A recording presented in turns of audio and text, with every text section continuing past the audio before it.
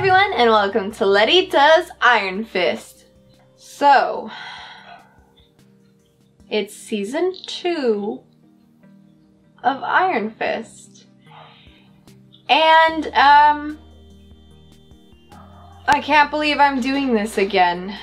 Season 1 was already, like, something I had to, you know, just kind of get through to say I completed it. But, I'm gonna give it the benefit of the doubt. And I just hope that season 2 has learned from the mistakes of season 1. So, on that note, in season 1 we got introduced to Danny Rand, the immortal Iron Fist, defender of Kunlun, sworn enemy of the hand. Many times. Anyway, so yeah, he's whatever, but he returns home to New York only to find that his company had been taken over by his father's partner and family friend, I guess. So the Meachums now run the Rand Corporation, so oh my god. Okay. Anyway, he doesn't really want to take the company. He's okay with the lack of responsibility, but he kind of needs money. And everyone's saying that now that he's back and he's saying he's Danny Rand, he should probably, yeah, he should probably take back the company. So most of the season is spent with Danny trying to prove that he is Danny Rand, and Ward Meachum and his father Harold making it as difficult as possible for him to do that. Harold Meachum is revealed to have been a villain basically all along. He had some part in Danny's parents' death, and he's just an overall shitty guy. And he is revealed to have some connection with the hand somehow, and he has been brought back to life before. Yeah. Okay. Anyway, everything gets resolved with Danny making better friends with Ward Meachum and Harold dying again. However, Ward's sister and Harold's daughter, Joy Meachum, is apparently unhappy with all of this, and so much so that she goes to Danny's sworn enemy, Davos, who feels that he deserves Danny's power, and basically the two of them together in the last couple moments of the show meet up and decide that the only option left is to kill Danny Rand. Right, okay, so, if maybe you can tell from my summary, I don't really remember all that much from season 1 just because the plot was like all over the place. Oh right, the hand. Okay, so speaking of the hand, we also get introduced to Colleen Wing, who's probably the best outcome of the first season. She's like the best thing we got out of season 1. Her backstory is basically just she's a part of this cult called the Hand. There's a lot of branches of it, but her particular branch wants to take in unwanted orphan children and train them to be assassin? Ninjas? Yeah. So Danny eventually convinces her that she's been brainwashed her entire life, and the two of them together break out of the Hand's stuff. But no one major dies until the Defenders. Yeah.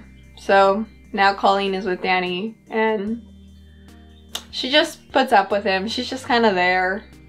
That's about it. And season 1 goes like basically full circle with Harold Meachum now being out of the picture and Danny owning the company. Basically only in name, but the Meachum's still running the company.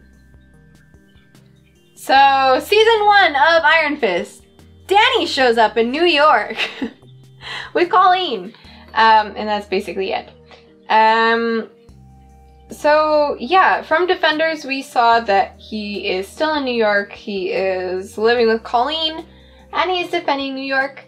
By the end of it, he was basically tasked by Daredevil to just watch over New York, which I think he's been doing because in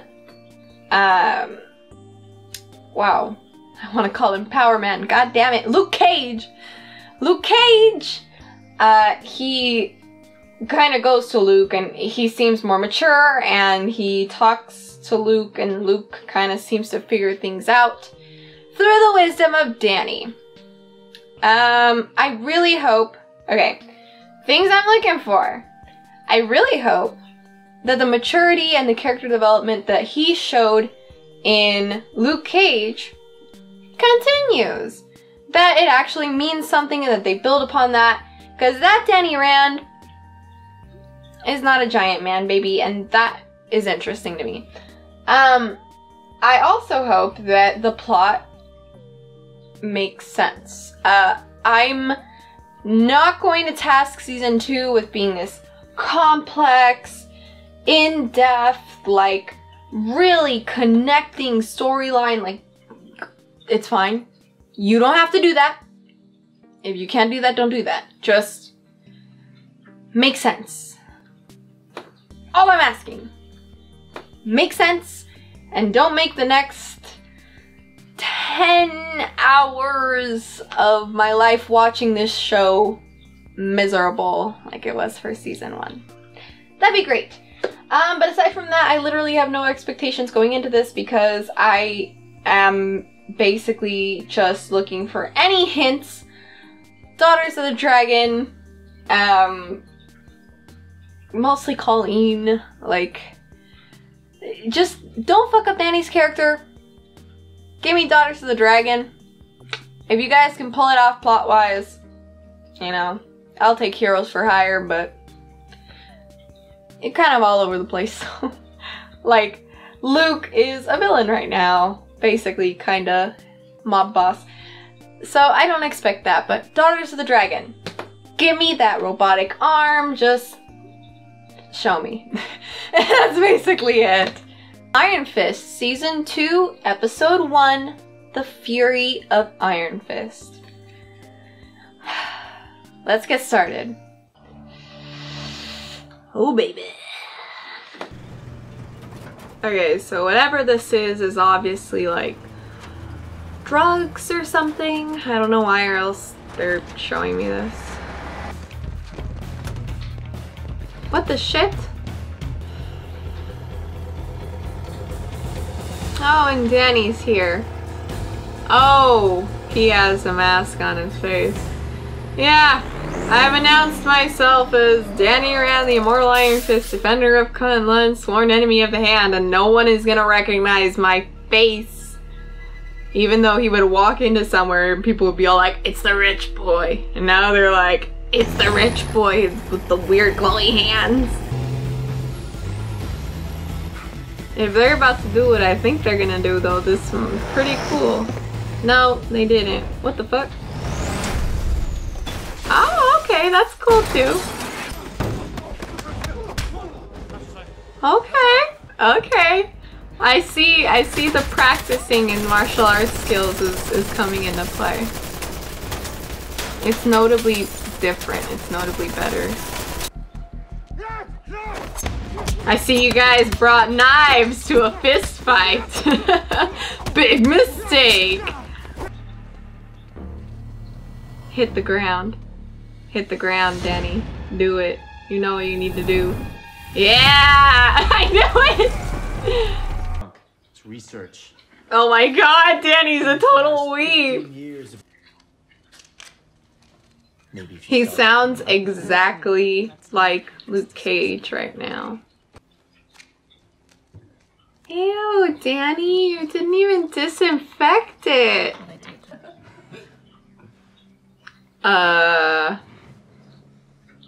Is the heroic mission... Okay, this is the heroic mission. Got it. I love the difference between Luke Cage's sex scenes and Iron Fist sex scenes. Iron Fist sex scenes cut off at kissing. Luke Cage's sex scenes are like, bust a hole through a wall, knock over a table, like, break a bed. His shit gets crazy. Which has gone up. Is this the guy Mariah talked to? I control the... Oh my god, it is. They have the fucking... Get the fuck out! They have the fucking hatchets. They have the... Oh my god. Discuss the terms of my... And your business will suffer. Davos, what did that guy's wife do? I disagree with you, Danny. I live alone. I drink things out of the carton all the time. They're mine! Your girlfriend is my future wife. Yeah, go on. I like this guy. Dude, that car is so dark, so fast. She's being watched by someone. Is it Davos? Excuse me. They brought their fucking bikes. Look, Joy, What? I think She's mad at him for that? all of this. Harold said not to. Dude, you know you have a fucking problem when Danny is being the reasonable one. For fuck's sake. Okay, I get it. Thank you. That is so responsible of Danny to just let her talk, to just determine that her thing is more important. That's positive attitude right there, Ward.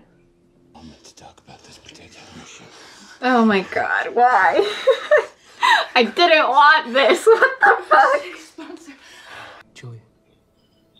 Bitch, why do you look so confused? Danny's always being nice to you, like what the fuck is your deal? Thank you. Obviously, I had to. They're cute. They're seeking to fill the void. That's just like what happened in Iron Fist. Power Man. Luke Cage. Jesus Christ. What the fuck was that guy holding? What was that? That looks like a table blade saw, like attached to a ratchet or something.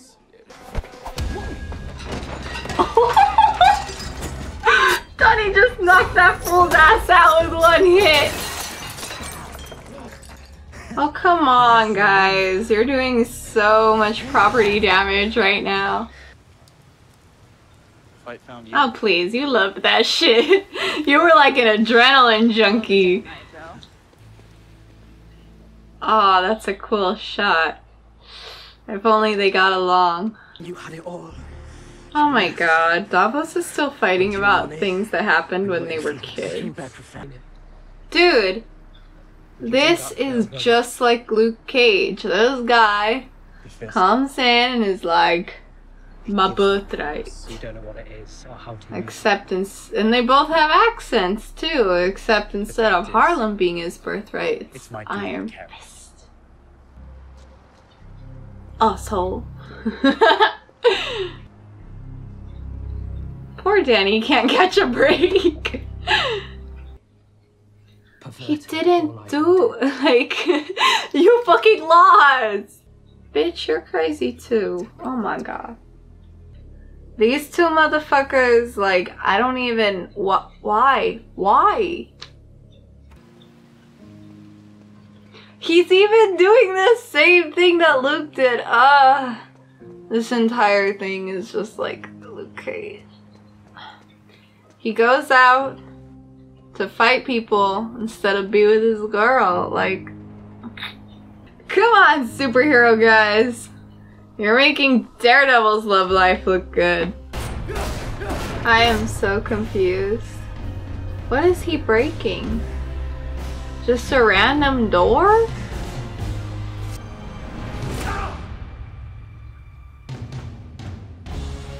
Huh. Okay. It just ended. So...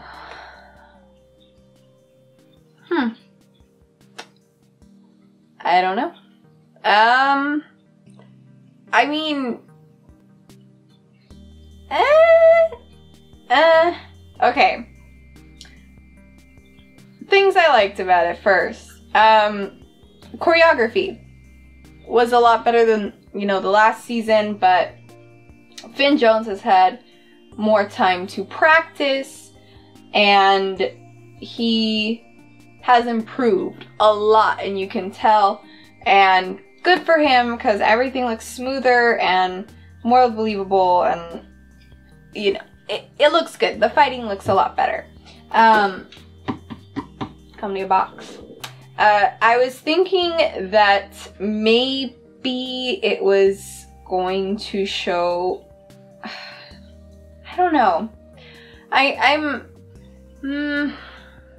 Okay. Danny as a character has obviously matured, or at least he's collected himself. He's not all over the place. He's not acting emotionally, impulsively. However, you know, he's getting all this shit thrown at him at once with Joy and, you know, Ward wanting him to do more stuff, and Colleen just like having her own issues going on, so he can't even complain to her. And then there's like the burden that he feels for what Matt told him, which, I mean, fuck, I don't even know how Danny's gonna react when he realizes Matt's not dead.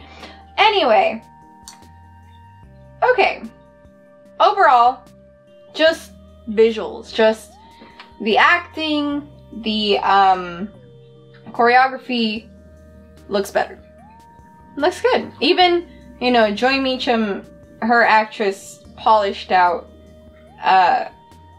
what was just exhausting before. Now she's just kind of like cynical and stuff. So, okay, cool. I get that. So, okay, I enjoyed that. Plot-wise, I don't know what they're doing. It's not that it's gonna be bad. It's not that I'm gonna give up hope. It's just that, like, it feels like this entire episode didn't really add much. So it just had Joy Meachum and Davos kind of debating if Danny is a good person and making their own judgments on his character to see if he's evolved, I guess. And Davos says no, but Davos is a whiny little crybaby sore loser. And Joy says, she's gonna go through with her plan anyway. I don't know. The biggest things for me are Joy Meachum is a main character right now. She's going to be a main factor along with Davos. Davos, I kind of get. He has history with Danny. You know, he has beef with Danny, albeit stupid. But, you know, he has his own motivations. My biggest issue with Joy in season 1 is I feel like they literally had no idea what the fuck to do with her character. Some days it was like, let's help Danny, here's your fingerprint. Other days it's like, we gotta kill him. Kill him dead. And I feel like the reasoning that they give the character behind her actions doesn't really hold up either. She's mad at Ward because he didn't tell her about their dad, but their dad was the one that said not to tell her. And specifically excluded her and had been watching her her entire life like a creep. So, okay, whatever. She blames Ward. Cool. What does Danny have to do with literally anything? Just Danny's gone and that made her life more difficult. And then Danny came back and everything changed. And that's it. She's completely glossing over the fact that her dad was the reason that Danny's life, like, got so messed up. Like, the reason that she hates both of these people can basically be summed up to Harold Meachum, and why does she, like, why does she blame them? Her character in season 1 was basically just like, oh, my dad's kind of creepy, oh, my dad's kind of crazy. Yeah, he's a little crazy. And now it's just like, I loved my dad, he was a great man, you two suck. So is she blinded by the fatherly love that she missed out on? Or does she really just hate Danny that much? Like, I still don't get her motivation. Her entire character just should have been, like, dropped. Maybe Davos alone can do it, but I don't get it. And then this whole gang war that they have going on in the background, it's just going to lead to side stories. I don't know. They just want to drag that shit out and that's basically it. Because that's going to be literally, like, irrelevant or something. I don't fucking know. But, yeah. Not as exhausting as season 1. I feel like I see the plot at the end of the tunnel. So I'm going to keep chugging along this tunnel as long as I can. And then when the plot just becomes absolutely exhausting, I'll take one of those, like, little pokey, like, hatchet things and shove it in my eyeball. Hobo! Hey, what are you doing? Do you want to come on here? Okay, whatever. Fuck you then. Anyway, let me know what you guys thought of this episode. What your initial reaction was to this episode, to this season, because they gave us a lot of hope in the trailer. It was very short, but I mean, they gave us something. So they promised us that this season would be better. Do you guys think that this first episode was a good introduction to that? Did it convince you? Let me know, because I don't really know what my thoughts are for this episode right now. So, that's all I got for you for now. So get out there, do all the stuff, and I'll see you next time. Bye. And again, you gotta go to LetyDoesStuff.com/HPvote and vote for me. That's LetyDoesStuff.com/HPVOTE and vote for me.